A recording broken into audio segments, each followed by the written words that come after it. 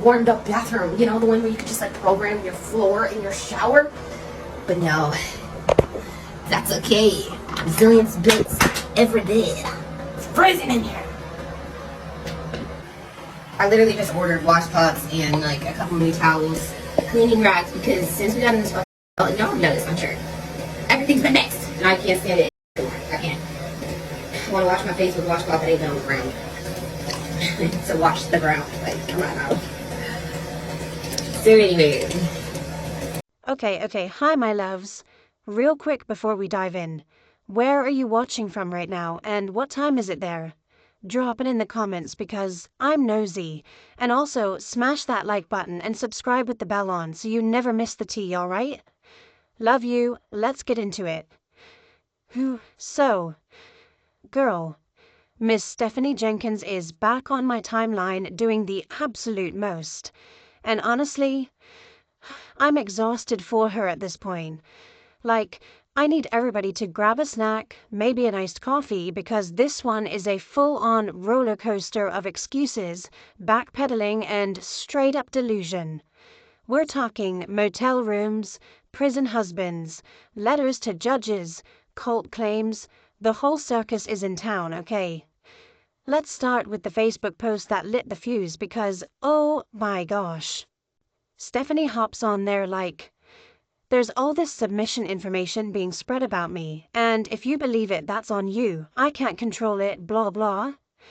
Cool.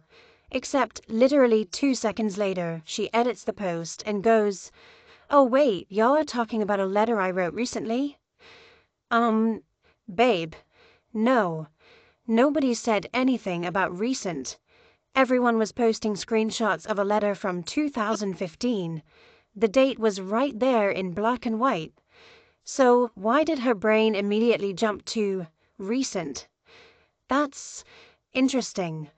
Very interesting. In the Resilient Jenkins video, there is so much to unpack, but let's go ahead and get into it. Now, the first thing that we learn about Stephanie Jenkins is that she starts off her video high. Like, she is so high, her eyes are rolling when she's speaking. And so let's also get into how she talks about how she was nearly approved, because Drew Jenkins had said on his live that they were approved for a new house. They were approved for, I think, a 3-bedroom. But then Stephanie Jenkins said that they were near it. What does it mean to be near approved for something? I always thought it's like either you're approved for something or you're not approved for something.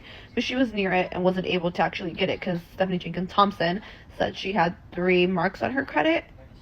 And then Drew had 2. And 3 + 2 = 5. So they had more than 3 marks on their credit. So they weren't able to get approved for the new house. What? How does that make sense? How do you have that many marks?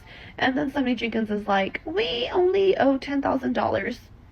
Girl, I thought you were making that like in a week. I thought you were making so much more money than all of us, but whatever. Go ahead and comment, tell me what you think. I still can't get over how like high she was in the beginning.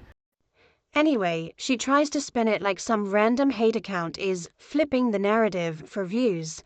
But here's the thing. Those videos are literally just reading receipts. Old posts, court docs, the letter, all of it. Facts she spent years pretending don't exist. And instead of just owning any of it, she drops the I was only 18 card. Okay, yes, 18 is young, I get it.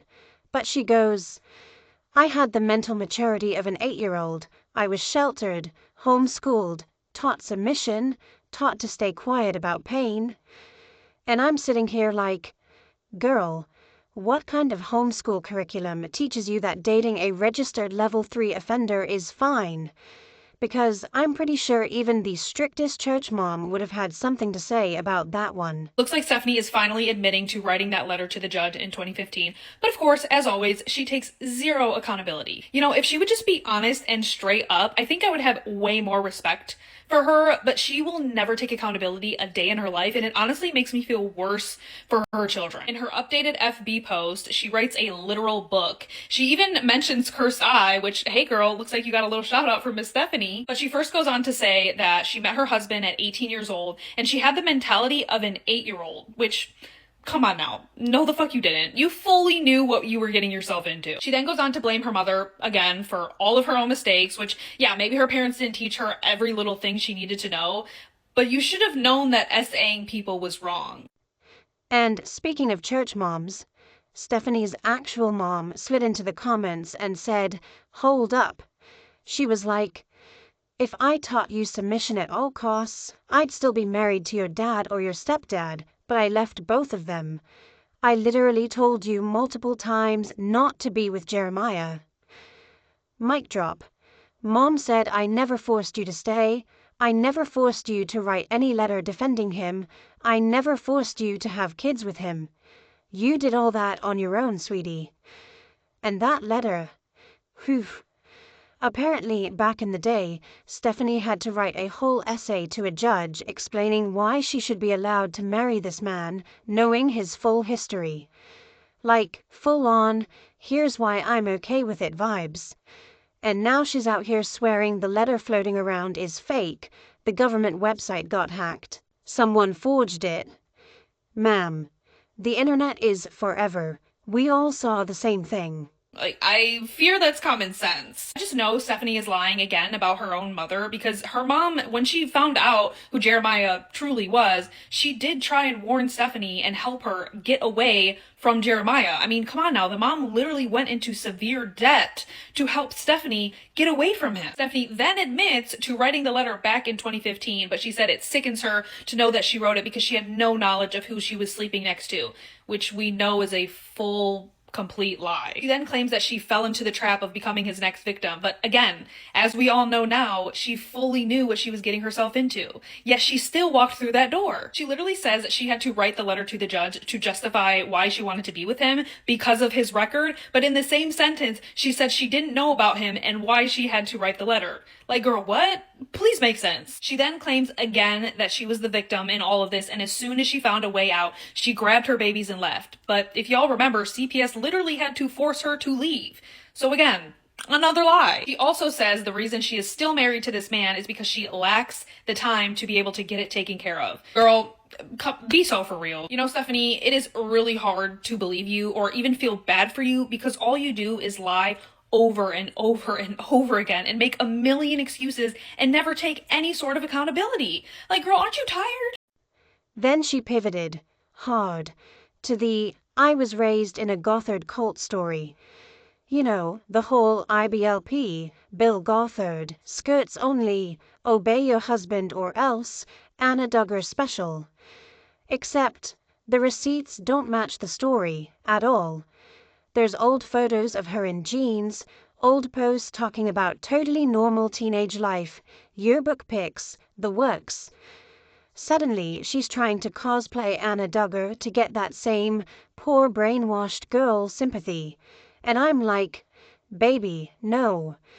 Anna was literally raised in that cult from birth, married off at 20 to a predator her parents picked out for clout. Is she for real right now? I just seen the video that she recently posted. It came across my FYP and then I go back. I go into their profile and I look at it because, yeah, you're not getting my view. But this is the first video I've actually really seen that makes me think that she definitely is on rug, like harder rug. Nobody acts like this. I know that I am a silly, dilly, little goofy goose. This is next level. Did you see her eyeballs? She talks a little bit about the denial of the house as well. And she talks about how combined they only have about $10,000 in debt. Honey, you have more.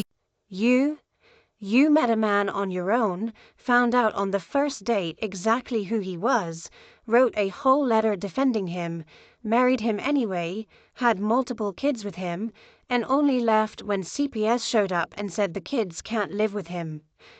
That's not the same movie, let alone the same scene. And can we talk about the timeline for a second? Because she loves to say she left the second she found out what he was capable of. Okay, but you knew on date 1. You married him anyway. You had babies anyway. And then, allegedly, only moved out when CPS got involved. She swears she left on her own and CPS had nothing to do with it.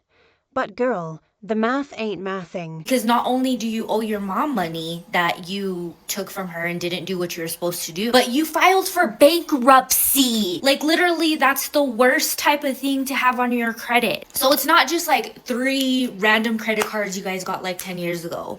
We're talking about serious matters that I don't even want to think about, in all honesty. Not only that, you guys didn't pay the last place you lived for 3 months, and that's public information online. That's one of the biggest problems you're probably going to have, is people look at your online footprint and they're like, oh, yeah, no. Because I almost guarantee you show up on somebody's employee list, somebody's granddaughter's FYP, something like that. I really wish that parents were giving kids that they can take care of, because now it just looks like they're going off the deep end.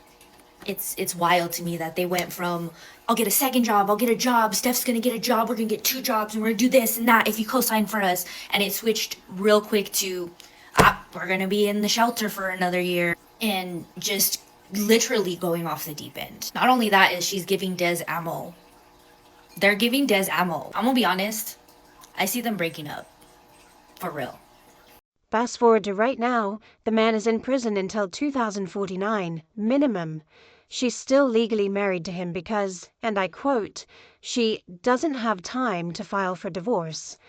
Meanwhile, her and the kids have been living in a motel room for 8 months. 8 months. She claims they got denied for apartments because of credit and they needed a cosigner or a bigger deposit. Okay, valid. Credit issues happen. But then she turns around and brags about how much money she makes as a content creator. So, which is it? Because people with way less have rebuilt credit and found housing in way less than 8 months. I know single moms who were literally homeless and had apartments in 90 days. It's not impossible. And while all this is going on, her partner Drew is out here having public meltdowns about the rental denials, and Stephanie's over there posting ring light selfies worried about how her highlighter looks. The kids are sharing one motel room. The dad's entire school knows what he did because it's public record, and she's still putting them all over the internet for views. Like, priorities. 2026, King Daddy Drew, right? Your side piece, okay? Your side piece, King Daddy Drew. He is going to sleep with a coworker. I said it. With a house. A girl with a house. A girl with an apartment. A girl with a 1-bedroom apartment. A girl with a studio apartment. A girl that is not in a motel.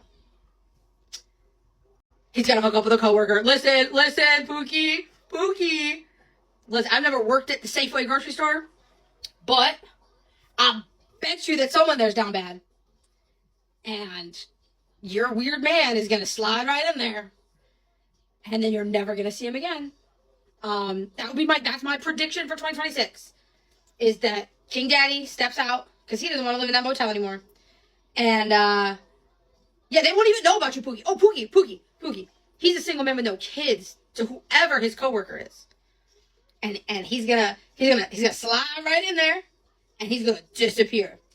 Look, I'm not saying her life is easy. Motel life with kids sounds awful.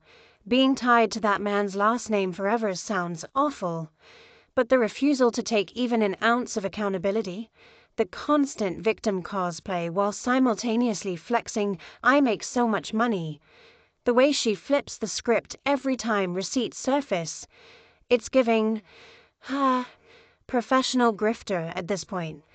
And the worst part, she's teaching her kids, especially her daughters, that this is what love looks like, that staying looks noble, that excuses fix everything. And that's the part I actually can't stomach. So, Stephanie Jenkins, again. I know, but hear me out because this time she might have actually outdone herself. And that's saying something when we're talking about the queen of the 9-month motel arc.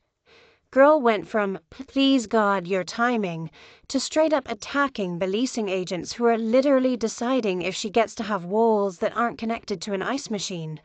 Like, the math is not mathing, the audacity is audacitying, and I'm over here blinking like, did she just bite the exact hand that's holding her potential keys? If I didn't do this, there would be any potential for me to make money from home. Yeah. And me trying to make money from home so I can still stay with you guys. You have to make more money than stay with us. I don't have to. I just would like to, because then it would mean I could spend more money on other things I want to do outside the house. Wow, be cute. Let's go on this.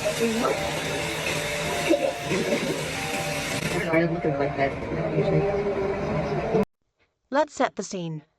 Stephanie posts this long, teary-eyed paragraph, you've probably seen it, talking about how she's trying so hard to leave everything in God's hands, how he knows the timing better than anyone, how she's just a tired mama waiting on a miracle. And then, in the same breath, she goes off on the property management people for dragging their feet. Ma'am, these are the people whose entire job is to look at your rental history, your credit, your income, your evictions, your bankruptcy, the whole disaster movie trailer that is your paperwork. And you're mad they didn't hit approve in 24 hours like it's 24 hours an Instagram follow request. She really said, it's just a job to y'all, but to me it's life-changing. Okay, valid feeling. Except, sweetie, you've had 9 months, 9, to make this life-changing thing happen. And instead, you've been in that motel room filming GRWMs, blocking anyone who says, maybe get a second job, and telling us the PS5 is basically load-bearing furniture. See that bitch with the warmed-up bathroom? You know, the one where you could just, like, program your floor in your shower? But no, that's okay. Resilience bits every day. Stephanie, the world doesn't live with heated bathroom floors. The majority of us have space heaters. Run to Walmart and grab you one, girl. I mean, if you can buy a new Ninja, you can buy a new space heater. They're way cheaper, way cheaper. Girl, I know that you refer to yourself as resilience all the time. You know the definition of resilience is to fall into a hard situation and to bounce back quickly. Something you and Drew clearly haven't done. And while we do see the want to right now, the sudden urgency to try to get out of that apartment, had you done this all along, you and those children and Drew would have probably been out of there by Thanksgiving. But now it's beginning to look like y'all may not even be out of there by Christmas. 9 months. My niece was born, learned to crawl, and started saying dada in less time than y'all have been waiting on God's timing. And the irony? She's mad they're taking forever to respond, but she and Drew have been taking forever to do literally anything. They claim they make more money than most people. Drew literally bragged about it on live. Yet somehow they're still in the same room, same ice bucket, same sad little microwave life. Like, if the income is incoming the way y'all say it is, why are we still here? Trailer homes exist. Manufactured homes exist. Places with actual plumbing and doors and rooms that aren't separated by a suitcase and prayers. But nah, apparently trailers don't have toilets or something. She turned it down so fast I almost choked. Girl thought trailer meant RV in the woods with an outhouse. The way she dismissed it without even Googling told me everything I needed to know. I've seen multiple people try to give you advice, but you just skim right over top of it. You want to argue with the people that have no meaning, that you know, the stuff doesn't matter. You know, renters look for steady income. They look for a steady job. They don't care about how TikTok famous you are or how Facebook famous you are. They only care about, can you pay the rent? Try looking at a private landlord. Maybe that'll help y'all out, because there are slumlords out here that'll rent to whoever, wherever. They don't care. And at this point in your children's life, anything is better than nothing. You know, the whole getting on the line and crashing out, I see what you're doing. You're just trying to generate views. And apparently it's working. I mean, your views are going up. But at some point, you have to remember that your children are going to see this later on in life, Stephanie. And you're going to have a lot of explaining to do. You have harsh feelings toward your own mother for the things that she's allegedly done. Just imagine what your children are going to think about you when they get older. Anyway, I'm praying y'all will get out of that place by Christmas. I really, really hope you do. We were all hoping for Thanksgiving, but that didn't happen. But maybe Christmas. I hope everybody has a happy Thanksgiving. I love y'all, and I'll see you in the next video. Then, oh my God, then Drew wakes up one day and decides he's the main character of a redemption arc nobody asked for. Overnight, he goes from professional PlayStation athlete to I'll work 3 jobs, I'll sell the PS5, I'll DoorDash at 3 a.m., I'll install the console in the kids' room if we get a house, whatever it takes. And Stephanie's suddenly like, yeah, I'll go back to work the second I'm done breastfeeding. Cool, great, amazing. Why are we hearing this for the first time in month 9? Why did this energy not exist when y'all first got evicted? Why did it take y'all getting denied, again, to suddenly remember that jobs are a thing? We'll probably end up having Christmas this year. And it will be 10 times more magical than your Christmas and your freaking one. Magical Motel Christmas because you were too lazy to get a job and get pay statements to get your kids out of the motel shelter is crazy. First of all, you still have time to get them out of the motel. And you're just like, whatever, we're not even at Thanksgiving yet. We're just going to do Christmas in the motel. And it's going to be Magical Motel Christmas. This isn't a Hallmark movie. This is a nightmare. And then Stephanie gets mad that people are outraged about her behavior. And she's like, you guys don't like me because I have a hernia and loose tummy skin. No, Pookie, we don't like you because you're married to a pedo and knew he was a pedo and then gave him 2 daughters and then moved those 2 daughters into a man's 1-bedroom apartment that they didn't know. And now you had 2 more kids with King Daddy. And now you and your side piece, King Daddy, have 5 kids in a motel room. And you seem to not be very urgently getting them out of it. You're just like, this is our reality. We're resilient. Girl, do you know what resilient means? Oh, wait, I think I know. Because someone, allegedly, has a custody hearing in February. And not just any little check-in. Drew's mom is going for full custody of their son. Full, as in, take the kid and bounce. And the last time they were in court, the judge basically handed Drew a to-do list titled Act Like a Parent 101, and stable housing was at the very top. So now, suddenly, Drew is out here giving Oscar-worthy performances, begging strangers on the internet to co-sign for them, promising the world, swearing up and down he's a changed man. And look, I hope he means it. I really do. For those kids' sake, I hope he's serious.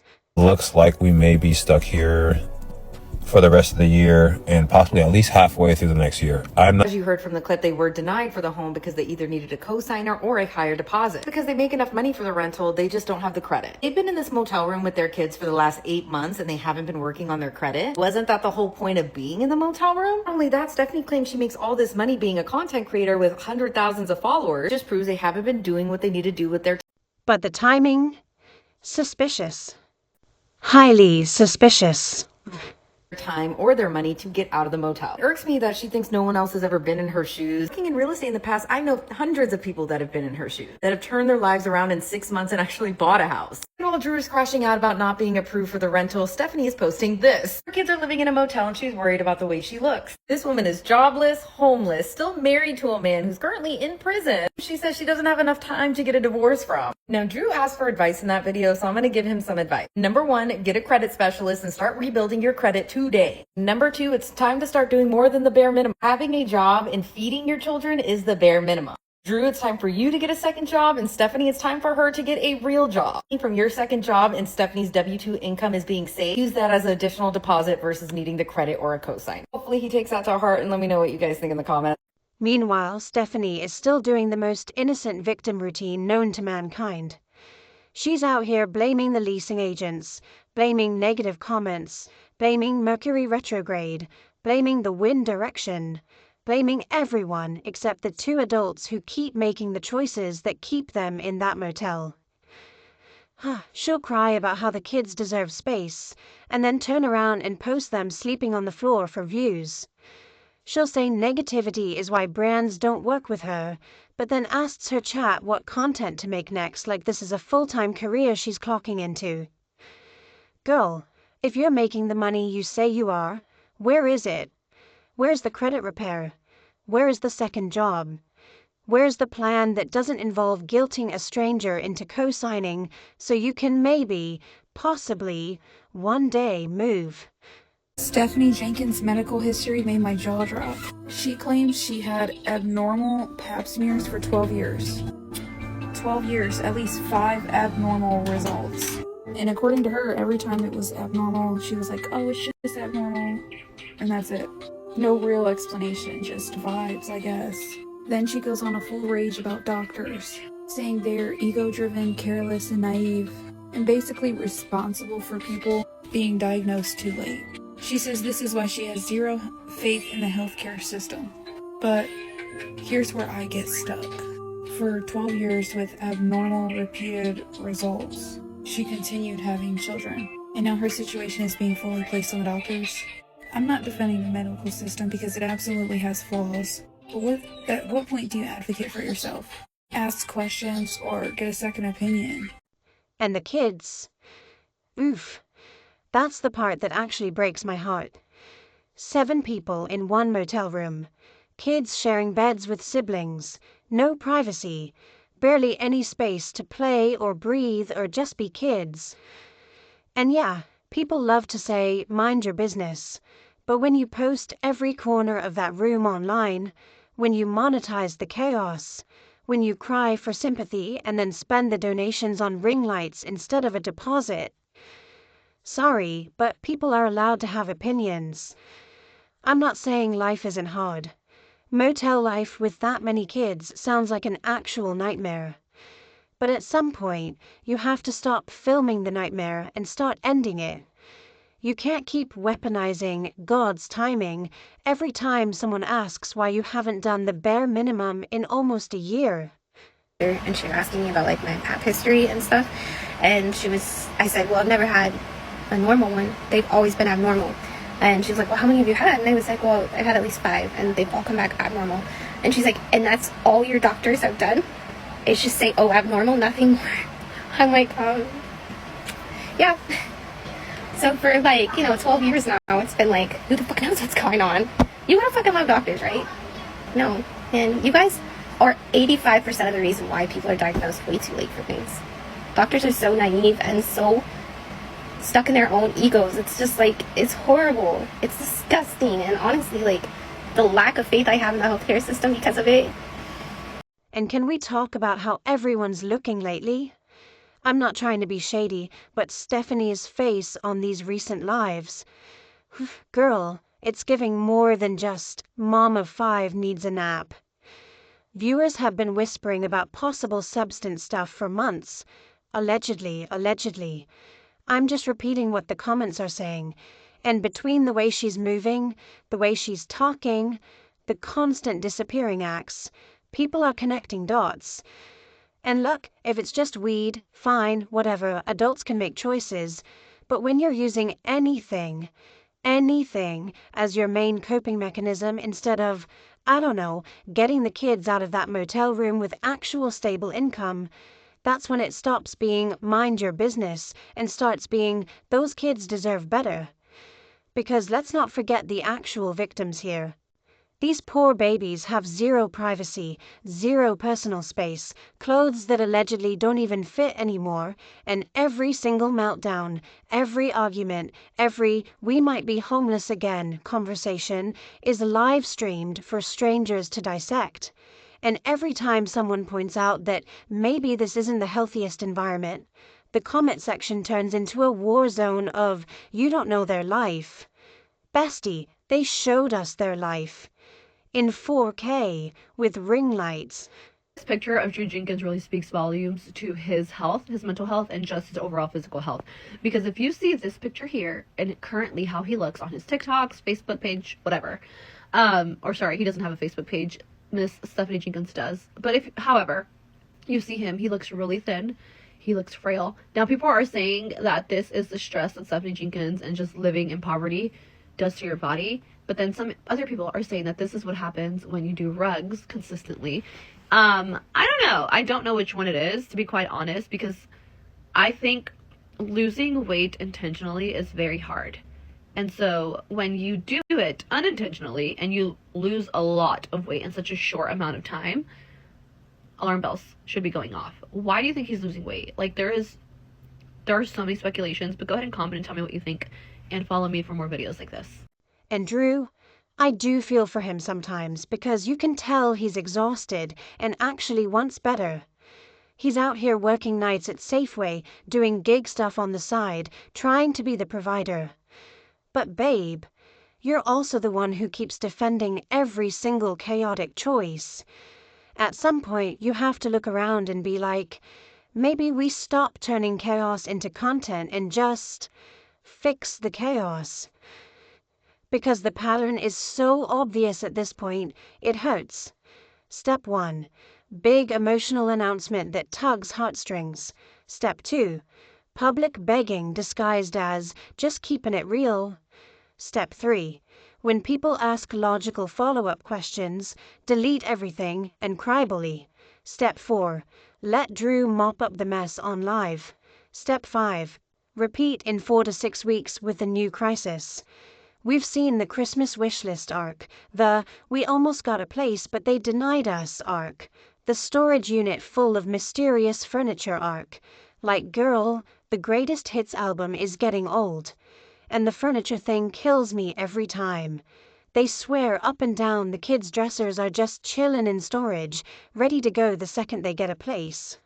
So this is what Stephanie Jenkins posted on her Facebook of her making a roast, but it just reminds me of this video right here. What we're having for dinner tonight that's been cooking since last night. I'm so excited. The smell of this woke me up basically this morning.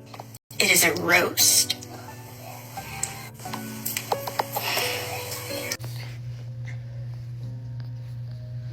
Stephanie Jenkins and that lady are twins. But we've never seen proof. Not one photo, not one receipt. And every time they move motels or lose another apartment, suddenly half the stuff disappears from the story. At this point, I'm convinced the dressers are besties with Bigfoot. Everyone swears they exist, but nobody's got the footage. I can't imagine being one of those kids right now. Waking up every day not knowing if today's the day mommy finds a random stranger to save them, or if it's another "we almost had it" speech. That's not stability, that's trauma with Wi-Fi. And the worst part, this house probably isn't even happening, because even if some poor soul does co-sign, and girl, if you're watching this and thinking about it, run. Drew has let pussy ruin his life. The place they apply to, they don't want any more than 3 hits to your credit score in order to qualify. Drew only had 2. Stephanie has 3. Combined, they have 5. But didn't he say in the live he would do anything to get his family out of there? Anything? Princesa. Put down the steel kitty cat. Because she moved in abruptly. You kicked your son out of his room abruptly. She got pregnant abruptly. Should I go on? You cheated on her abruptly. She made you quit your good W-2s abruptly because she was too insecure. So now you're telling me the only reason why you guys don't qualify for a place is because she already has 3 hits to her credit and you have 2? Princess. You know how she abandoned those cats at the other place? I think it's time you leave that pussy alone. Good night. What happens the first month rent is late? Who do you think gets the collections calls? Who do you think has their credit tanked for 7 years? Exactly. This family has a public track record longer than a CVS receipt of not paying bills. I'm not trying to be cruel, I'm trying to be realistic. Anyway, I need to go touch grass after this because the secondhand stress is real. Those kids deserve actual beds, actual routines, actual childhoods that aren't content farms. I hope whatever higher power is listening finally gives them that.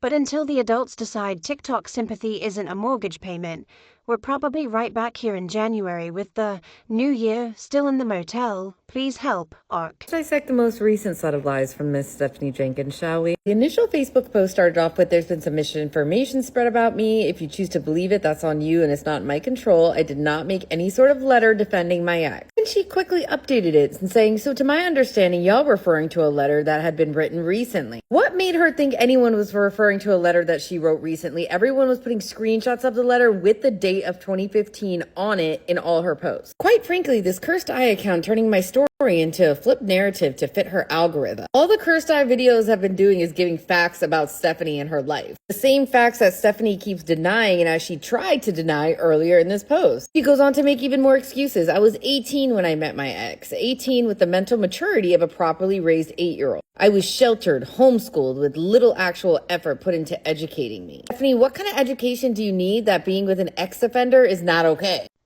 And the craziest part is some people are actually falling for it.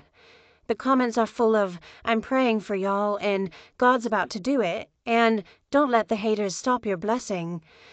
Like, babe, the haters didn't keep you in that motel for 9 months.